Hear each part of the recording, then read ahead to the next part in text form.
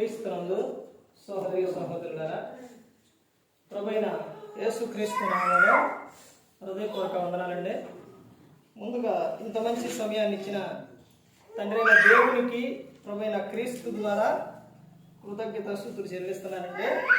అందరూ బాగున్నారండి? వాక్యం చదువుకొని ప్రార్థన చేసుకున్న తర్వాత పాటలోకి వెళ్దామండి. మత్తయి సువార్త 28వ అధ్యాయం 19వ వచనం.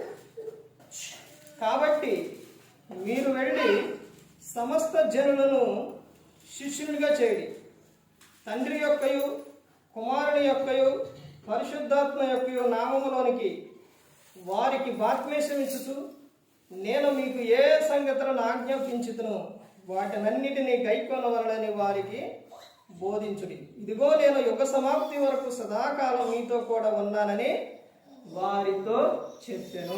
ప్రార్థన చేసుకుని పరలోకమందున్న మా తండ్రి, పరిశుద్ధ ప్రేమ గల తండ్రి, గొప్ప తండ్రి, యెహోవా తండ్రి, మీ ప్రియకుమారుడు యేసుక్రీస్తు ప్రభువారి ద్వారా కృతజ్ఞతాస్తుతులు చెల్లిస్తున్నాను నాయన. ఆరాధన క్రమం అంతట్లో మీరే నడిపించండి ఆయన. వాక్యం బోధించుండగా అయ్యా ఈ లోక సంబంధమైన జ్ఞానంతో కాకుండా మీ జ్ఞానంతో మాట్లాడే భాగ్యం దయచేయండి నాయన. వాక్యం బోధించుండగా వినివారి తండ్రి మంచి హృదయం తిని వాక్యానుసారంగా నడిచే భాగ్యం దయచేయండి నాయన. ప్రతి ఒక్క విషయంలో తండ్రి మీ కృపా కాపుదల దయచేస్తారని మా ప్రభువైన యేసుక్రీస్తు నామములో వేడుకుంటున్నాం తండ్రి, ఆమేన్. ప్రభువైన యేసుక్రీస్తు నామములో హృదయపూర్వక వందనాలండి. దేవుని కుమారుడు యేసుక్రీస్తు ప్రభువారు ఈ లోకానికి వచ్చిన తర్వాత పరలోక రాజ్యం సమీపిస్తుంది కనుక మారు మనసు పొందమని ప్రకటింప మొదలుపెట్టారు. అంశం పాఠం పేరు రాసుకోండి. ఎందుకంటే పాఠం పేరు రాసుకుంటే పాటలోనే ఉన్నామా బయటికి వెళ్తున్నామా అన్నది అర్థమవుతుంది. తర్వాత మీరు ఇంటికి వెళ్ళిన తర్వాత ఆ వాక్యాన్ని ఏం చేయొచ్చు, ధ్యానించవచ్చు. అందుకని ఏం చేసుకోవాలంటే రాసుకోవాలి. రాసుకుంటే చాలా మంచిది. రాసుకోవడం ఒకవేళ రాకపోతే హృదయంలో ఉంచుకోండి, ఎలాగైనా మంచిది. పాఠం పేరు రాసుకోండి. సంఘములో నేను ఏమి చెయ్యాలి? సంఘములో నేను ఏమి చెయ్యాలి? ఏం చేయాలి సంఘంలో? సంఘములో నేను ఏం చేయాలి? సంఘానికి వచ్చిన తర్వాత అంటే దేవుని మందిరానికి, దేవుని దగ్గరకు అంటే వచ్చిన తర్వాత సంఘంగా కూడుకున్న తర్వాత సంఘానికి వచ్చిన తర్వాత ఏం చేయాలి? అసలు సంఘం అంటే ఏంటి? సంఘం యొక్క సారాంశం ఏంటంటే సంఘం నేను చెప్పిన అంశంలోని ఎక్కువగా ఇక్కడ సంఘం గురించే ఉన్నాయి. ఎక్కువ దేని గురించి ఉంది? సంఘం గురించే ఉంది. ఒకసారి ప్రతి ఒక్కరు కూడా ఆలోచించండి. తెస్సలోనికలో ఉన్న సంఘానికి అపోస్తలుడైన పౌలు గారు చెబుతున్న విషయం ఏంటి? మీరు క్రీస్తు రాకడ ఆ సమయంలో మీరు ఎత్తబడడానికి సిద్ధంగా ఉన్నారు కాబట్టి మీరు మీ ఆత్మను మీ శరీరములను ఎలా ఉంచాలి? నిందారహితముగాను ఉండాలని చెప్తున్నారు. ఇదిగో మీరు ఇంకా ఎలా ఉండాలని అపోస్తలుడైన పౌలు గారు అక్కడ చెప్తున్నారని అంటే, ఇదిగో మీరు ప్రేమ కలిగి ఉండాలి, మీరు సహవాసం కలిగి ఉండాలి, ప్రతి ఒక్కటి కూడా పరిశుద్ధత కలిగి ఉండాలి, దేవునికి కృతజ్ఞతాస్తుతులు చెల్లించాలి. అలా చెల్లించడం యేసుక్రీస్తు ప్రభువారి యందు అది దేవుని చిత్తం. ఇవన్నీ కూడా చాలా విషయాలు చెబుతారు. ఇంకా దేని గురించి చెబుతారు తెలుసా? అసలు ఆ సంఘానికి చెప్పే విషయాలు మామూలుగా ఉండవండి. ఎంత దుఃఖంతో, ఎంత బాధతోని అసలు ఏ విధంగా చెబుతారంటే ఆ 2 పుస్తకాల్లో అపోస్తలుడైన పౌలు గారు రాసిన విషయాలు మామూలుగా ఉండదన్నమాట. అంటే వాళ్ళు ఎంత భక్తిగా ఉన్నారో అంతగా ఉన్నవారికి ఆయన చెబుతున్న విషయం ఏంటనంటే, నేను మీకు భారముగా ఉండకూడదని సంఘంలో రాత్రి మగళ్ళు కష్టం చేసి నేను సువార్తను ప్రకటిస్తున్నాను అని చెప్తారు. ఇలాంటి సందర్భాలు తెస్సలోనికలో ఉన్న సంఘానికి అపోస్తలుడైన పౌలు గారు ఇలా వివరంగా చెప్పారు.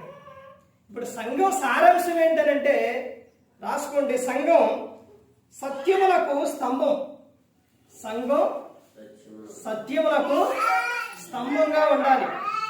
ఏ మాట ప్రతి ఒక్క రెఫరెన్స్ వస్తూ ఉన్నా, ప్రతి ఒక్క మాట వస్తూ ఉన్నా అది దానికి ఏం చేయాలి, మనం పలానా సాటి ఉందా అని మనకి వెంటనే ఏం చేయాలి, గుర్తు రావాలి. అలా రావాలంటే ఒకటి చదవాలి, రెండు ధ్యానించాలి, వాక్యాన్ని వినాలి.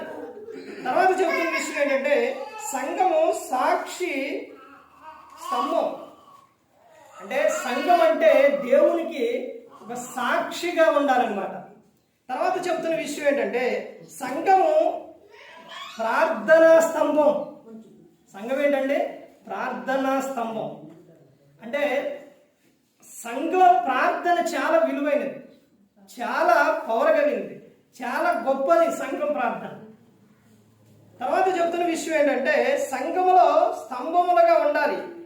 నిర్జీవమైన స్తంభం, ఎత్తబడిన స్తంభమై సర్పం. ఒకనాడు మోషే గారు అందరూ సర్పకాటికి బలైపోతున్న ఏం చేశారు, సర్పాన్ని, ఇతర సర్పాన్ని ఏం చేశారు, పైకి ఎత్తారు. తర్వాత నిరీక్షణ స్తంభం. అర్థమైందండి? ఈ విధంగా ఉండాలి. ఇప్పుడు సంఘంలో నేను ఏం చేయాలి, కొన్ని బాధ్యతలు ఉన్నాయి, అవి ఒక్కొక్కటి చెబుతాను, రాసుకోండి. మొట్టమొదటిగా సంఘంలోకి వచ్చిన వారు చేయవలసింది ఏంటంటే బాప్తిస్మం పొందాలి. ఏం పొందాలంటే బాప్తిస్మం పొందాలి. ఎలా పొందాలంటే ఇక్కడ చెబుతున్న విషయం ఏంటి చూడండి, 19లో కాబట్టి మీరు వెళ్ళి సమస్త జనులను శిష్యులుగా చేయుడి. ఇప్పుడు అపోస్తల కార్యాల్లో 2:38 ఆ వచనాల్లో అయితే ఏమని చెప్తారు, పేతురు మీరు మారు మనసు పొంది పాప క్షమాపణ నిమిత్తం ప్రతివాడు యేసుక్రీస్తు నామమున బాప్తిస్మం పొందుడి, అప్పుడు మీరు పరిశుద్ధాత్మను వరం పొందుతారు అని చెప్తారు. అంటే సంఘంలోకి వచ్చిన వారు మొదటిగా ఏం చేయాలి, బాప్తిస్మం పొందాలి. ఎలా పొందాలి, నమ్మి పొందాలి, పాప క్షమాపణ నిమిత్తం తీసుకోవాలి. అర్థమైందండి? మారు మనసు పొంది పాప క్షమాపణ నిమిత్తం బాప్తిస్మం తీసుకోవాలి. నువ్వు మారు మనసు లేకుండా, పాపాలు ఒప్పుకోకుండా, ఇదేమీ లేకుండా నువ్వు బాప్తిస్మం తీసుకుంటే ఏమైనా ప్రయోజనం ఉందా? పరలోకం చేస్తావా? చెరువులో గేదెలు మునుగుతున్నాయి, పశువులు అన్నీ మునుగుతున్నాయి, పరలోకం చేస్తాయా? చాలా. అర్థమైందండి? అలాగే నువ్వు బాప్తిస్మం తీసుకున్నావంటే ఒక నీళ్ళల్లో మునగటం కాదు, నీ హృదయం ఏమవ్వాలి, మారాలి. నీ మనసు మారితే నీ క్రియలన్నీ మారుతాయి. నీ మనసు మారకుండా నీ క్రియలు ఎలా మారుతాయి, నీ ఆలోచనలు ఎలా మారుతాయి, నీ పనులు, నీ పద్ధతులు అవన్నీ ఎలా మారుతాయి? నువ్వు అలా ఉండమ్మా, నువ్వు అలా ఉండాయా, ఎలా ఉండాయి అంటానికి అని చెప్పడానికి ముందు నీ మనసు మారితే మొత్తం మారిపోయింది. నీ నడక మారిద్ది, నీ మాట తీరు మారిద్ది, నీ ప్రతి ఒక్కటి కూడా ఏమైపోయింది, మారిపోయింది. అందుకని చెబుతున్నారు కదా, బాప్తిస్మం పొందాలి. సంఘంలో ఏం చేయాలి, బాప్తిస్మం పొందాలి. రెండో విషయం చూడండి, రెండో విషయం అపోస్తలుడైన పౌలు గారు రోమీయులకు రాసిన పత్రిక, అపోస్తలుడైన పౌలు గారు రోమీయులకు రాసిన పత్రిక 1వ అధ్యాయం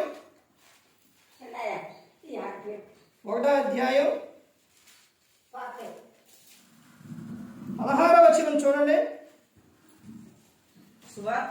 సువార్తను గూర్చి నేను సిగ్గుపడువాడను కాను, అనగా నమ్ము ప్రతివానికి మొదట యూదునికి గ్రీసు దేశస్థునికి కూడా రక్షణ కలుగుటకు అది దేవుని శక్తి అయి ఉన్నది. సంఘంలో నేనేం చేయాలి అని అంటే ఒకటి బాప్తిస్మం పొందాలి, రెండోది అపోస్తలుడైన పౌలు గారు ఇక్కడ ఏమని చెప్తున్నారు, సువార్తల గురించి నేను సిగ్గుపడువాడును కాను. సంఘంలో నువ్వేం చేయాలి, సువార్తను ప్రకటించాలి, సువార్తను ప్రకటించాలి. ప్రతి ఒక్కరూ కూడా బాప్తిస్మం పొందిన తర్వాత, జాగ్రత్తగా వినండి, బాప్తిస్మం పొందిన తర్వాత చేయవలసిన విషయం ఏంటంటే ఏం చేస్తావు, బాప్తిస్మం పొందిన తర్వాత ఇప్పుడు వాక్యం చెప్పిన తర్వాత తర్వాత కార్యక్రమం ఏంటంటే ఏం పర్లేదండి, ఏం ఉంటుంది మాట్లాడు. అలా ఉంటే బాగోదు, అలా ఉంటే చెప్పాలి. అర్థమైందండి? మాట్లాడండి. తర్వాత కార్యక్రమం ఏంటి తెలీదా? ఇప్పుడు వాక్యం అయిపోయిందండి. వాక్యం చెప్పడం అయిపోయిన తర్వాత కార్యక్రమం ఏంటి మరి చెప్పరండి. బల్లారాధన, నవరాత్రి క్రమం. ఆ క్రమంలోని ఏం చేస్తారు? ఆయన శరీరం, రక్తం అవి తీసుకుంటారు. ఇప్పుడు ఆ చదివేటప్పుడు ఎవరైనా గమనించారా? అపోస్తలుడైన పౌలు గారు అవి చెప్పండి. ఇవాళ ఎంత టైం అయినా పర్లేదు కానీ అవి చెప్పండి. అపోస్తలుల బోధలోను, సహవాసంలోను, రొట్టె విరుచుట్లోను అది అపోస్తల కార్యాల్లో ఉంది. ఇప్పుడు నేను ప్రతిరోజు ఆదివారం చదువుతాం కదా, ఆ రిఫరెన్స్ ఆ అధ్యాయం అవి చెప్పండి. నేను మిమ్మల్ని వేరే విధంగా అనుకోమాకండి, అమ్మ బాధ అయ్యేం కాదు. తెలుసుకుంటే మీకే మంచిది. అర్థమైందంటే అప్పుడా మీరు బాప్తిస్మాలు తీసుకున్నాక ఆ నుంచి చదువుతూనే ఉండారా? అవి అవునా? వారం చదువుతూనే ఉండాలి. నేను వచ్చిన కొత్త నన్ను అలాగే అడిగారు, ఎందుకు తీసుకుంటారు అని అడిగారు. ఎలా తీసుకోవాలి అన్నారు. అర్థమైందంటే తెలుసుకొని ఉంటే చెప్పగలుగుతాం. సువార్తను ప్రకటించాలి, సువార్తను ప్రకటించాలండి. తీతుకు రాసిన పత్రిక 2వ అధ్యాయంలో ఉంటుంది. యవన స్త్రీలు ఎంట ఉండి ఏం చేయాలని చెబుతున్నారు? తమ భర్తకు, పిల్లలకు సువార్తనే ప్రకటించాలి. ఇప్పుడు మీ స్వపురుషుడు అంటే మీరు ఇక్కడి నుంచి వెళ్ళిన తర్వాత ఏదో సందర్భంలో అడుగుతారు. నువ్వు ప్రార్థన చేసినప్పుడు, లేకపోతే నువ్వు వంట చేసి పెట్టేటప్పుడు, లేకపోతే ఏదో ఒక సందర్భంలో కూర్చున్నప్పుడు, లేకపోతే ఆయన్ని ఎవరైనా బయట అడిగినప్పుడు, ఈ సందర్భాల్లో కంపల్సరీ ఎవరు గుర్తొస్తారనంటే ఎవరు గుర్తొస్తారు? మీరే గుర్తొస్తారు. వాళ్ళకి ఎవరు గుర్తొస్తారు? మీరే. ఎలా గుర్తొస్తారు తెలుసా? మా భార్య ఆమె ప్రార్థనకు వెళ్ళింది, ఆమెకే తెలుసు. ఇదిగో ఈ డౌట్ ఎవరిని అడగాలి? ఆమెను అడిగితే తెలిసిపోయిద్దని అడుగుతారు. ఇప్పుడు అడిగినప్పుడు ఏం చెప్తారు? చెప్పాలి. ఏదోలే ఆయన వస్తుండో తెల్లవారు లెగిసి వచ్చి ఏదో కొంచెం సేపు ఏదో చెప్పి వెళ్ళిపోతుండో అనుకుంటున్నారా? అక్కడ విషయం అపోస్తలుడైన పౌలు గారు అక్కడ చెబుతున్న సందర్భం ఏంటి? ఆ రిఫరెన్స్ ఏంటి? కొరింథీయులకు రాసిన మొదటి పత్రిక, అవునండి, 11వ అధ్యాయం 23వ వచనం నుంచి ఉంటుంది. అక్కడ చెబుతున్న సందర్భం ఏంటి? అక్కడ ఆయన శరీరం, రక్తం తీసుకోవడం. ఎలా తీసుకోవాలి? అసలు ఎందుకు తీసుకుంటున్నావు నువ్వు? ఇవన్నీ ఎప్పుడన్నా గమనించాలి? అక్కడే ఉన్నాయి. మనం ఏది గమనించం, ఏది ఆలోచించం. ఎలా చెప్తే మళ్ళీ మీరు మాట్లాడతారేమో, ఏమనుకోమాకండి. అర్థమైందండి? వాక్యం ఉన్నట్టు చెప్పాలి, హెచ్చరించాలి, గద్దించాలి, దాచుకోకూడదు. అర్థమైందండి?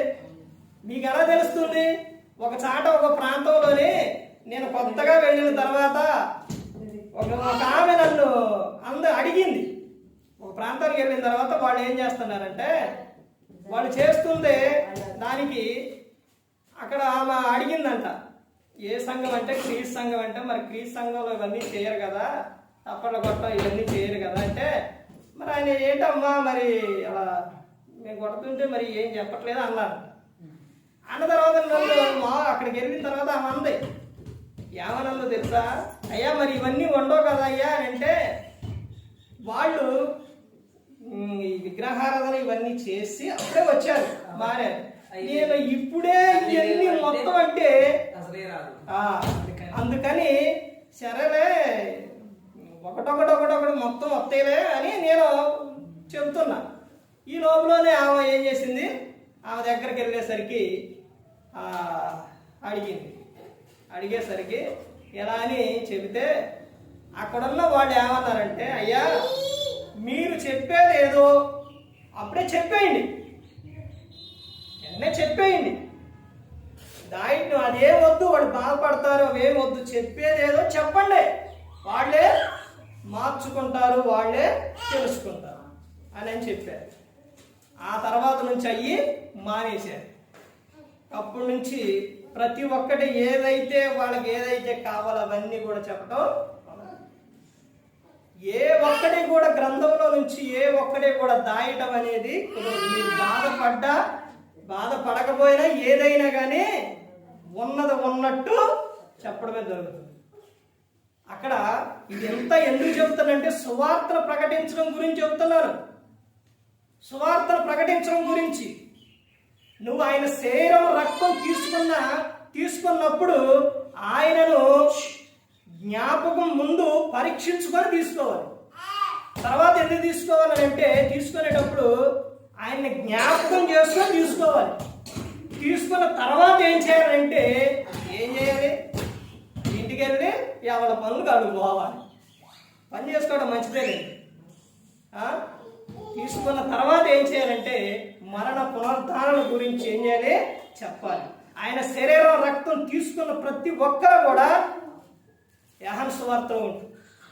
ఆయన శరీరం రక్తం తీసుకున్నప్పుడు మనం ఆయన యందు ఆయన మన యందు ఉంటుంది. అంటే ఆయన మనలోనే జీవిస్తారనమాట క్రీస్తు. అర్థమైందండి? మరి ఆయన మనలో ఉన్నప్పుడు యేసుక్రీస్తు ప్రభువారు ఇక్కడ ఉన్నప్పుడు శరీరధారి అయినప్పుడు ఎప్పుడన్నా ఖాళీగా ఉన్నారా? లేరు. సువార్తను ప్రకటిస్తూనే ఉన్నారు. రాత్రి తండ్రితో గడిపేవారు, పగలంతా సువార్తను ప్రకటించేవారు. అలాగే నువ్వేం చేయాలంటే ప్రతి ఒక్కరూ కూడా సువార్తను ప్రకటించాలి. ఎక్కడ ప్రకటించాలండి? ఎక్కడ ప్రకటించాలి అని అంటే చెబుతున్నారు కదా, నీకు నీ ఇంటిలో ప్రకటించు, ఇంటి పక్కన ఉన్న వారికి చెప్పు, లేకపోతే నువ్వు వెళ్ళిన పనికాడ చెప్పు, లేకపోతే నువ్వు వెళ్ళిన ప్రదేశంలో చెప్పు. ఎక్కడికి వెళ్ళిన అవకాశం దేవుడు ఇస్తారో ఇవ్వకుండా అనేది ఉండడు. ఎలా ఇస్తారో తెలుసండి, నాకు ఎన్నో సందర్భాల్లో అలాంటి అవకాశాలు వచ్చాయి. ఇప్పుడు నువ్వు అక్కడికి వెళ్ళిన ప్రదేశంలోని అక్కడ ఒక అవకాశం అనేది వచ్చింది, ఒక మాట అనేది వచ్చింది దేవుని గురించి. ఆ వచ్చినప్పుడు నువ్వేం చేయాలి? అప్పుడు నువ్వు సువార్తను చెప్పాలి, ప్రకటించాలి. అర్థమవుతుందండి? దేవుడే నీకు అవకాశాలు ఇస్తారు, కానీ మనం ఏంటంటే ఆయన ఇచ్చినా కానీ మనం చెప్పం. అర్థమవుతుందండి? చెప్పేవారిగా ఉండాలి. నేను సువార్తల గురించి సిగ్గుపడు వాడను కాను అని అపోస్తలుడైన పౌలు గారు చెబుతున్నా. మనం ఈ లోకానికి ఎందుకు వచ్చామండి? చూసి వెళ్ళిపోవడానికి వచ్చాం.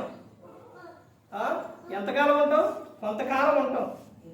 ఇప్పుడు ఈ లోకంలోకి వచ్చిన మన కాపాడింది, మన రక్షించింది, మన కోసం ప్రాణం పెట్టింది యేసుక్రీస్తు ప్రభువు. మరి ఆయన గురించి చెప్పాలి కండి. మరి ఈ లోకం విడిచిన తర్వాత నువ్వు ఎక్కడికి వెళ్తావు? అక్కడికే వెళ్తావు. ఎక్కడికే? క్రీస్తు యొద్దకు, పరలోకానికి వెళ్తావు. పరలోకానికి వెళ్ళిన తర్వాత అక్కడ క్రీస్తు న్యాయపీఠం ఎదుట నిలబడ్డప్పుడు, అంటే తీర్పు ఉండిద్ది, మధ్య ఆకాశంలో ఉండిద్ది. ఉన్నప్పుడు అప్పుడు లెక్క చెప్పాలి దేహంతో జరిగించిందని. అవి మంచివైనా సరే చెడ్డవైనా సరే క్రీస్తు న్యాయపీఠం ఎదుట నిలబడ్డప్పుడు లెక్క చెప్పాలి. ఒక పనికి వెళ్ళినా, జాబుకి వెళ్ళినా, ఏదైనా కానీ పని ఎలా చేస్తారు? నిర్లక్ష్యం చేస్తారా? చేయరు. చాలా శ్రద్ధ కలిగి చేస్తారు. కానీ దేవుని పని మాత్రం ఎలా చేస్తారు? నిర్లక్ష్యం, అశ్రద్ధ, ఎలాంటి అనేది ఉండకూడదండి క్రైస్తవం. తర్వాత ఇంకా చెబుతున్న విషయం చూడండి. అపోస్తల కార్యాలు 2వ అధ్యాయం 42వ వచనం చూడండి. అపోస్తల కార్యాలు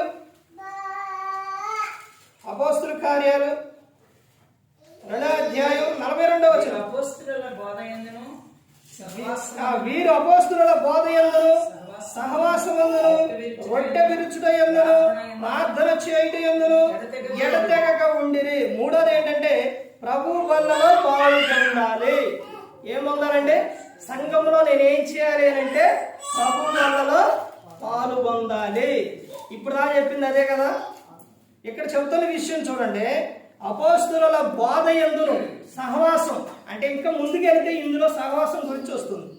తర్వాత రొట్టె విరుచుట యందును ప్రార్థన చేయుట యందును ఎలా ఉండాలంట? ఎడతెగక ఉండాలి. ఎడతెగక ఉండాలి. ప్రతిరోజు బ్రష్ చేస్తాం, ప్రతిరోజు టిఫిన్ చేస్తాం. టిఫిన్ అంటే కొంతమంది చేస్తారు, చేయండి. ప్రతిరోజు ఫోన్ చేస్తావా? చేస్తాం. అలాగండి. అలాగే ప్రతి దినం ఏం చేయాలి?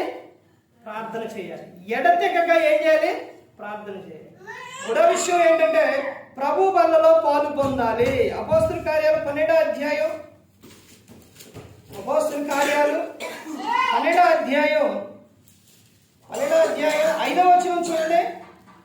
పేతురు చెరసాలలో ఉంచబడిన సంఘం అయితే అతని కొరకు అత్యాసక్తితో దేవునికి ప్రార్థన చేయుచుండెను. ప్రార్థన చేయుచుండెను. ఎన్నో విషయం. 4వ విషయం రాసుకోవాల్సింది ఏంటంటే ప్రార్థన చేయవలెను. సంఘం ఏం చేయాలి? ప్రార్థన చేయాలి. పోకిన మాటలు, పనికిమాలిన మాటలు, వ్యర్థమైన మాటలు ఇవి కాదు సంఘంలో రావాల్సింది. సంఘంలో ఉండవలసింది కూడా బయట ఎక్కడైనా కానీ ఆ మాట ఉండకూడదు.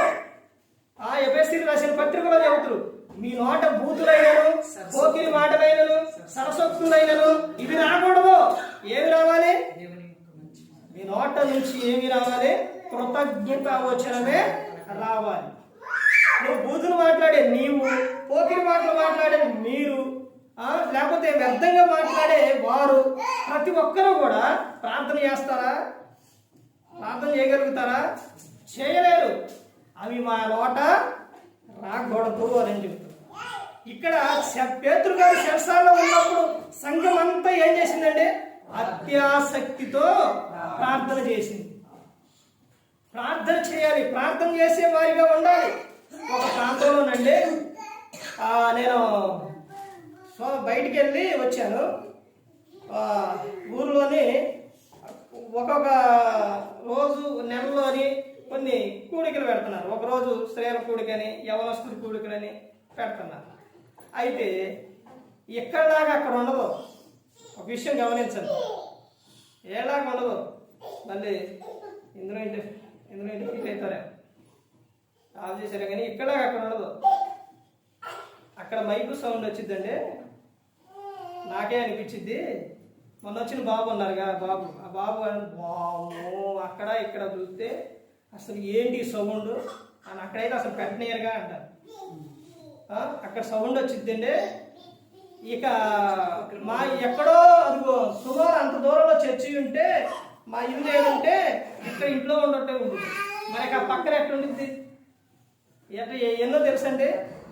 ఒక విధంగా చూస్తే దేవుని కృప ద్వారా ఆయన వాక్యం అంత వినపడాలి.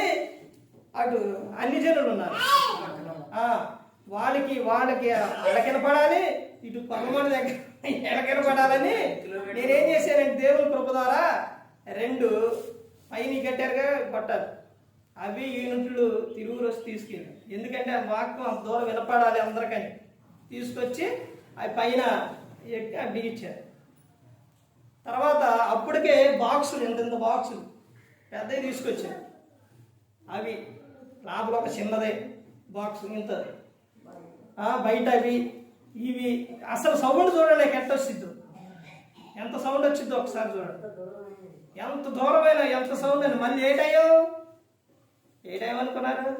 Night time. సుమారు ఎంత అనుకున్నా 10 దాటిపోయి, సుమారు 10 దాటిపోయింది ఆ టైంలో. ఆ సమయంలో సౌండ్ ఇక అసలు చూడండి ఏ విధంగా ఉంటుంది. అప్పుడు నేను లోపలుంటే ప్రార్థన చేయమని చెప్పాను. ఎవరినండి? సంఘంలో ఉన్నవారు.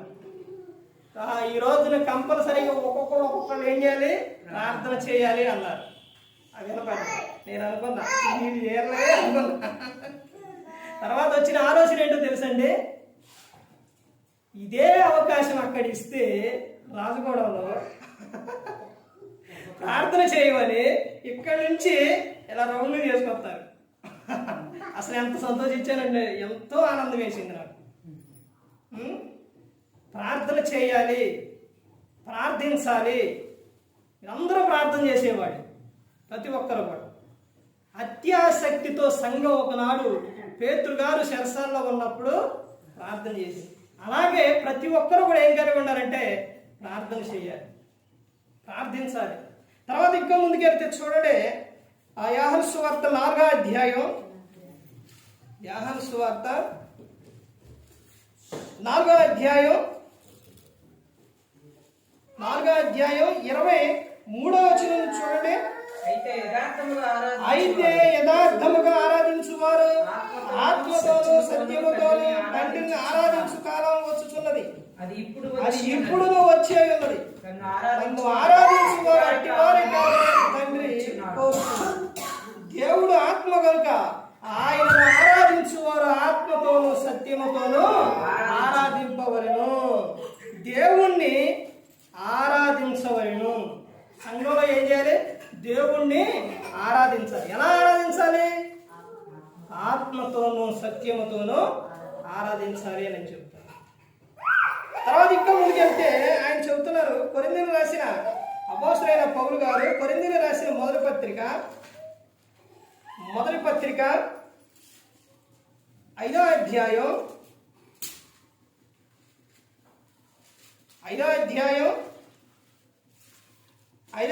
4వ వచనం నుంచి చూడండి.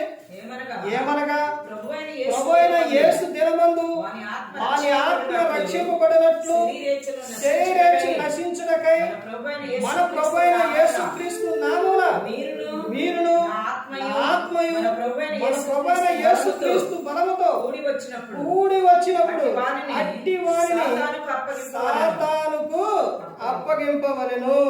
ఇక్కడ సంఘములో ఏం కలిగి ఉండాలి అని చెప్తున్నారంటే, ఏం కలిగి ఉండాలి? ఇక్కడ ఏం కలిగి ఉండాలో మరలా ఒకసారి చెబుతుంది. ఏమనగా ప్రభువైన యేసు దినమందు వాని ఆత్మ రక్షింపబడినట్లు శరీరేచ్ఛలు నశించాలి. అంటే సంఘములో ఏముండాలని అంటే క్రమశిక్షణ కలిగి ఉండాలి. ఏముండాలంటే సంఘములో క్రమశిక్షణ కలిగి ఉండాలి. ఈ రోజున సంఘాల్లోని చేస్తున్న విధానం ఏంటంటే క్రమశిక్షణ లేదు, ఒక క్రమం అనేది లేదు సంఘాల్లో. ఏదైనా ఒక కార్యక్రమం జరుగుతుందంటే ఆ కార్యక్రమాల్లో ఏం చేస్తున్నారు? విందులు, వినోదాలు. విందు పెట్టొచ్చు కానీ దాని తర్వాత చేస్తున్న విధానం ఏంటి? వినోదం. మొన్న ఒక చాట ఆ ప్రాంతానికి నేను వెళ్ళినప్పుడు అక్కడ మరి ఇదేనండి సౌండ్ మామూలుగా డీజేలంట, డీజేలు. వివాహం అయిపోయింది, నైటు ఎక్కడో పెడితే ఆయన అక్కడే ఉన్నట్టుంది. అసలు నేను అప్పుడే అన్న, ఈ సౌండ్ ఇంత సౌండ్ కదా వాక్యం చెప్పడానికి పెడితే అసలు ఊరుకుంటారా? పెట్టనిస్తారా? వాళ్ళు పెట్టి మళ్ళీ ఏం చేస్తున్నారు? డ్యాన్స్. వాళ్ళు మళ్ళీ ఎవరు?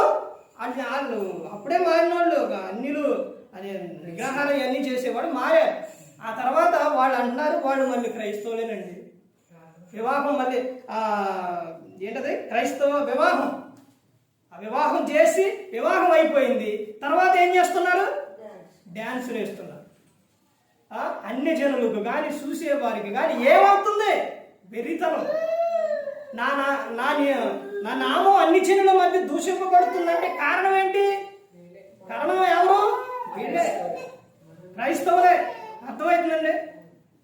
శరీరేచ్ఛలు నశించాలి అని చెప్తున్నారు. అంటే సంఘములోని క్రమశిక్షణ అనేది లేదు. క్రమశిక్షణ లేదు. ఏదైనా పండగ వచ్చిందంటే, లేదా వివాహం జరుగుతుందంటే, ఏదైనా కార్యక్రమం అవుతుందంటే అక్కడ ఏం పెడతారు? లోక సంబంధమైన పాటలు, దానికి డ్యాన్సులు. పొద్దుగల సిగ్గుండాలిగా క్రైస్తవులకు అసలు. మళ్ళీ అందులో ఇంకొక విషయం ఏంటంటే యవన స్త్రీ యవన పురుషుడు ఇద్దరు కలిసి ఎగరటం, ఒకళ్ళు పట్టుకోవటం. స్త్రీ దేహం, పురుషుని దేహం, వీళ్ళిద్దరి దేహాలు ఎవరికెవరికి సొంతం? ఎవరికంటే భర్తకు భార్య మీద అధికారం, ఆ భర్తకే సొంతం. భార్యకు భర్త మీదే సొంతం అధికారం. కానీ పరపురుషుడు పట్టుకుంటాడు. అసలు ఇది చూసారు కదా సంఘంలో ఏ విధంగా ఉంటుంది? వాళ్ళు వేసే డ్యాన్సులు మళ్ళీ ఎంత అసలు అసభ్యకరంగా యవన స్త్రీలు యవన పురుషులు సంఘంలో క్రమశిక్షణ అనేది లేదు. దేవుడు అల్లరికి కర్త కాడు, ఆయన సమాధానానికి కర్త. అర్థమవుతుందండి? ప్రతి ఒక్కరూ కూడా తెలుసుకోవాలి, సంఘంలో ఏం కలిగి ఉండాలి అంటే క్రమశిక్షణ కలిగి ఉండాలి. ఆ పిల్లవాడు కానీ ఆ పాప కానీ వాడు అలా చేస్తున్నారు అని అంటే ఎవరికి అవమానం? ఒకసారి ఆలోచించండి. తల్లిదండ్రికి అవమానం, పిల్లలు అలా చేస్తున్నారంటే. తర్వాత సంఘం చేస్తుందంటే ఎవరికి అవమానం? దేవునికి అది అవమానం. సంఘంలో ఏం కావాలంట? క్రమశిక్షణ కలిగి ఉండాలి నేను చెప్తాను. తర్వాత చెబుతున్న విషయం చూడండి. అపోస్తలుడైన పౌలు గారు కొరింథీయులకు రాసిన రెండో పత్రిక 9వ అధ్యాయం ఇవి ఎప్పుడు చదువుతారండి? 7వ వచనం చూడండి ఏమని చెప్తున్నారు. సణుగు కనుకయు బలవంతము కాకయు ప్రతివాడు తన హృదయంలో నిశ్చయించుకున్న ప్రకారం ఇవ్వాలి, దేవుడు ఉత్సాహంగా ఇచ్చువానిని ప్రేమించును. ఎప్పుడు చదువుతారు ఇది? కానుకల సందర్భంలో చెప్తారు. అంటే సంఘములోని ఎలా ఉండాలి అని అంటే, సంఘములో చెబుతున్న విషయం దేవునికి ఉత్సాహముగా కానుకలు ఇవ్వాలి.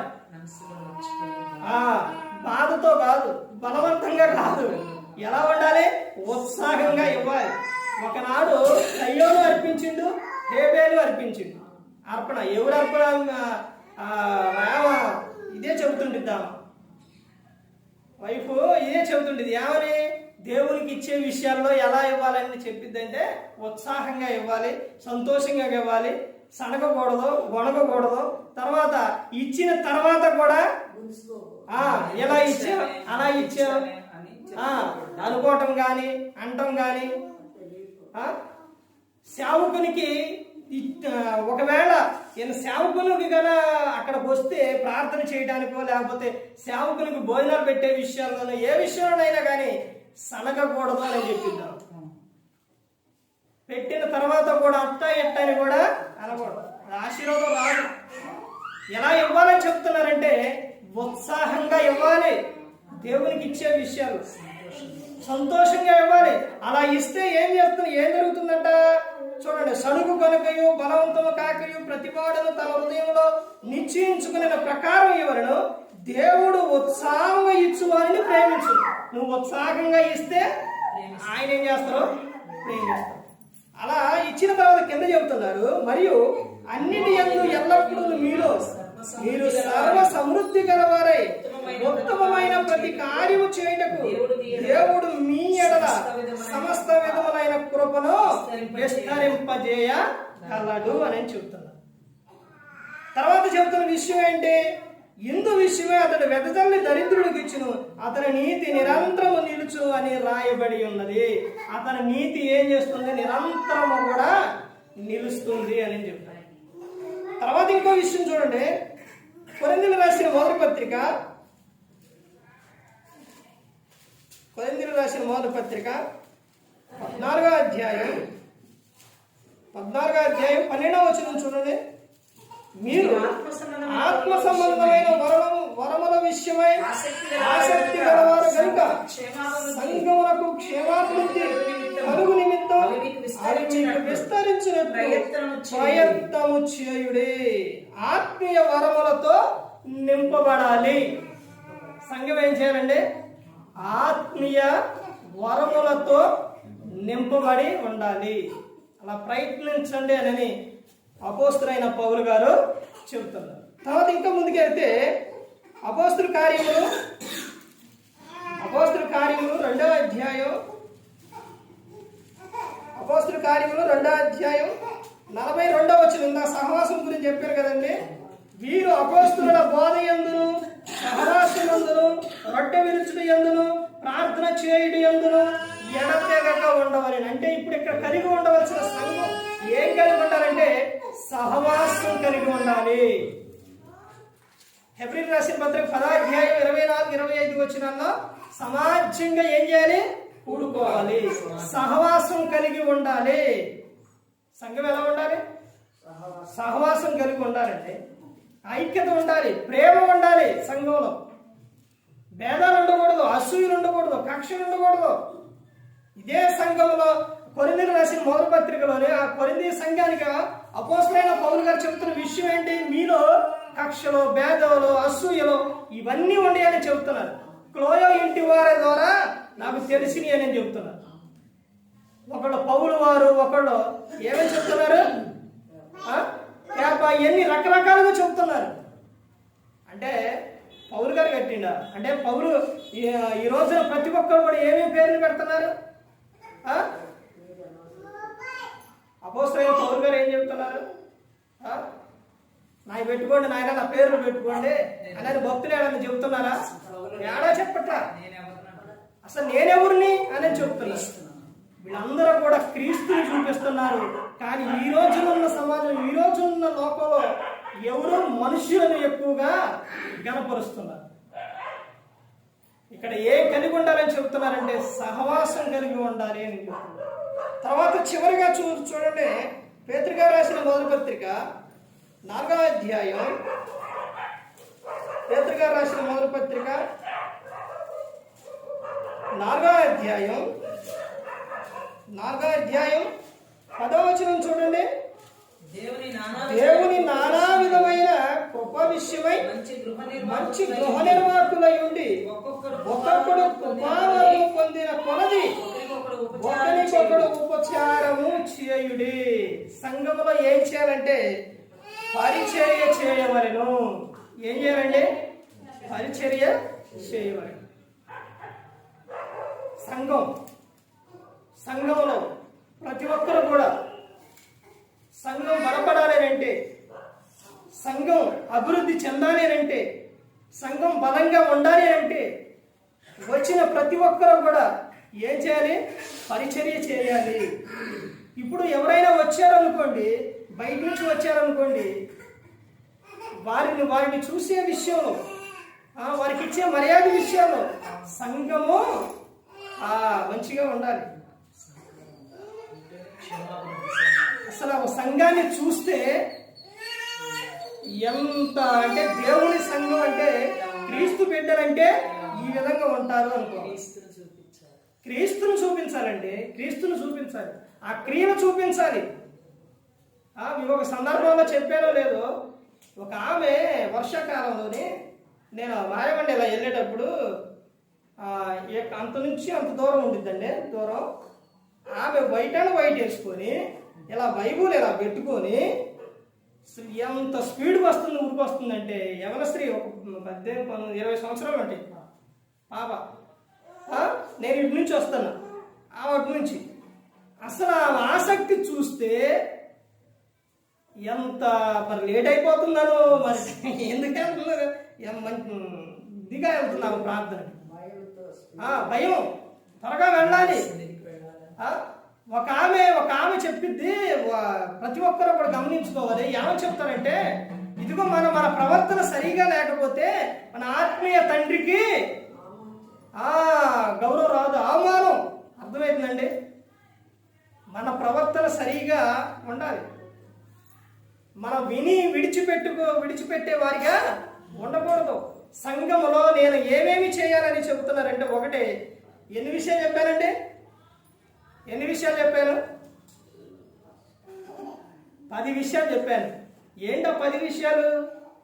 సంఘంలో ఏమేమి చేయాలంటే, ఒకటి, బాప్తిస్మం పొందాలి, సువార్తను ప్రకటించాలి, ప్రభు బలలో పాల్గొందాలి, ప్రార్థించవలెను, దేవుణ్ణి ఆరాధించవలెను, క్రమశిక్షణ కలిగి ఉండాలి, దేవునికి ఉత్సాహంగా కానుకలు ఇవ్వాలి, ఆత్మీయ వరములతో నింపబడాలి, సహవాసం కలిగి ఉండాలి, పరిచర్య చేయవాలి. ఈ 10 విషయాలు కలిగి ఉండాలి.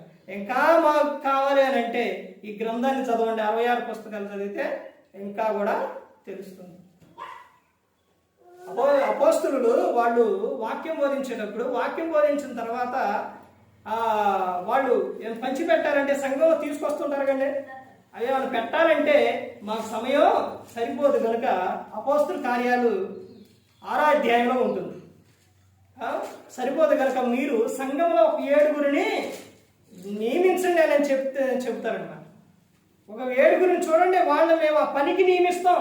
వాళ్ళు కూడా ఎలా ఉండాలో తెలుసండి? ప్రార్థన యందును, జ్ఞానం యందును, పరిశుద్ధాత్మ శక్తి కలిగి దేవుని యందు భయభక్తులు కలిగి వాళ్ళు ఆ విధంగా ఉండాలి. అర్థమవుతుందండి? వాళ్ళని మేము నియమిస్తాం అని అపోస్తలుడు చెప్తారు. సంఘములో అందరూ కలిసి, సంఘం అంటే విడివిడిగా కాదండి. అర్థమైందండి? ఇప్పుడు కాలుకు దెబ్బ తగిలింది అనుకోండి, కాలుకేక తగిలిందని కన్ను ఏడకుండా ఉండిద్దా? కంట్లో నుంచి రాకుండా ఉంటాయా? చేతికేక తగిలింది నాకెందుకు అనుకునిద్దా? కన్ను అనుకోదు. ఏ అవయవానికి దెబ్బ తగిలినా అవయవాలన్నీ బాధపడతాయి. ఇప్పుడు నోరు ఒకటిగానా తినకుండా ఉందనుకోండి, మొత్తం ఏమైతే బలహీనపడిపోతుంది. అర్థమైందంటే నోరు పనిచేయాలి, చేతులు పనిచేయాలి, అన్నీ పనిచేయాలి.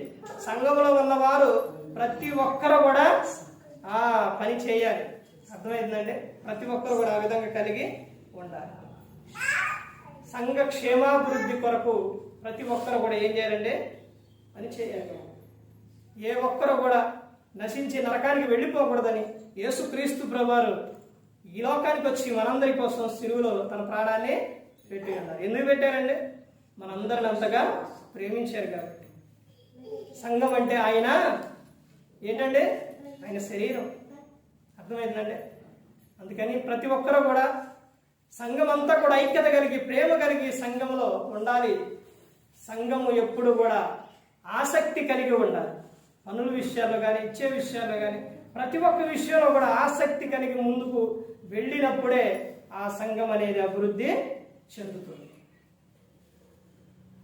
ఒకవేళ పిల్లలకు పిల్లల విషయాల్లో కానీ, వాళ్ళు ఎక్కడికైనా వెళుతున్నప్పుడు కానీ, బైబిల్ గ్రంథంలోని కొన్ని వచనాలు, కొన్ని కీర్తనలు ఇవన్నీ ఉన్నాయి తెలుసండి. ప్రయాణమై వెళ్ళేటప్పుడు ఏ కీర్తన చదవాలి? ప్రయాణమై వెళ్ళేటప్పుడు ఎక్కడుందండి అది? 121వ కీర్తన. 121వ కీర్తన. తర్వాత పిల్లలు స్కూల్కి వెళ్ళేటప్పుడు, వాళ్ళు ఎగ్జామ్కి వెళ్ళేటప్పుడు యాకోబు గారు రాసిన పత్రిక 1వ అధ్యాయం 5వ వచనం. అవి వారికి చదువు పెద్దోళ్ళు అయితే ఇది చదువుకోండి అని చెప్పండి. ఒకవేళ వాళ్ళకి కన్నా చిన్నపిల్లలు అయితే అవి చదివి ప్రార్థన చేసి పంపించండి. ఏమని చెప్తారు? మీలో ఎవరికైనా జ్ఞానం కొలువైన అతడు దేవుణ్ణి అడగాలి. అప్పుడు దేవుడు ఎవరిని గద్దింపక అందరికీ ధారాళముగా ఆయన ఇస్తాడు. నువ్వు ఎగ్జామ్కి వెళ్ళేటప్పుడైనా, లేకపోతే ఇంటికాడ నుంచి స్కూల్కి వెళ్ళేటప్పుడైనా, యాడికైనా వెళ్ళేటప్పుడు నువ్వు వాక్యం చదువుకొని ప్రార్థన చేసుకోవాలి. ఈ సంఘంలో ఇవన్నీ కూడా ప్రతి ఒక్కరు కూడా తెలుసుకోవాలి. యాకోబు గారు రాసిన పత్రిక 1వ అధ్యాయం 5వ వచనం. ఇంకా ఇలాంటి చాలా ఉన్నాయి, చాలా విషయాలు ఉండేవి. అర్థమైందండి? అందుకే ప్రతి ఒక్కరు గమనించుకోవాలి. ఏ ఒక్కరు కూడా నశించి నరకానికి వెళ్ళిపోకూడదనే క్రీస్తు మన కోసం ప్రాణం పెట్టారు. ప్రతి ఒక్కరు కూడా దేవుని యందు భయభక్తులు కలిగి పరిశుద్ధాత్మ మాట వింటూ హృదయశుద్ధిని కాపాడుకుంటూ క్రీస్తుని పోలే నడుచుకున్నప్పుడు, ఈ లోకం విడిచినప్పుడు పరలోకానికి చేరుకుంటారు. ఇప్పుడు మీరు ఆ సమయానికి వచ్చి కొంచెం ఇబ్బంది పడుతున్నా, దేవునిలోని ఎవరేదన్నా కానీ ఓర్చుకుంటూ, తర్వాత దేవునిలో అంతవరకు కూడా దేవుడు మన జీవితంలో దేవుడిచ్చిన ఆయుష్కాలం అంతవరకు కూడా మన ప్రవర్తన కాపాడుకొని పరిశుద్ధులుగా జీవించి ప్రతి ఒక్క విషయంలో ఓర్చుకుంటే మనకు ఆనందం, సంతోషం ఉంది. ఇక్కడ కొంతకాలమే కావచ్చు బాధలు, శ్రమలు ఇవన్నీ కూడా. హెబ్రీ రాసిన పత్రికలో ఉంటుంది. శ్రమలైనా బాధలైనా ఎంతకాలం?